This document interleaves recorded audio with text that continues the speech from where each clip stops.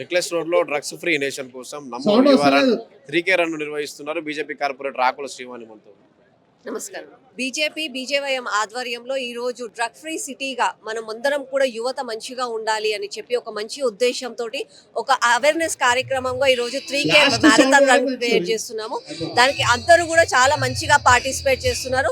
ఇది ఇక్కడితో అవ్వదు, తర్వాత జిల్లాల వారీగా అందరూ కూడా చేయాలనుకుంటున్నాము. అంటే ఒక రన్ వల్ల ఏంటంటే యువతను మనము అవేర్నెస్ క్రియేట్ చేయడానికి అని చెప్పి బీజేవైఎం వాళ్ళు తీసుకున్న దాంట్లో మేమందరం కూడా పార్టిసిపేట్ చేస్తున్నాం. ఫిట్ ఇండియా ఫిట్ నేషన్ కాబట్టి ప్రతి ఒక్కరు ఆరోగ్యంగా ఉండాలి అన్న ఒక ఉద్దేశం ప్రతి ఒక్కరికి చేరడానికి ఇది ఒక ప్రయత్నం. స్కూల్ కాలేజీలో కూడా డ్రగ్స్ దొరికే పరిస్థితి అప్పుడు రీసెంట్ సికింద్రాబాద్ లో కూడా జరిగింది.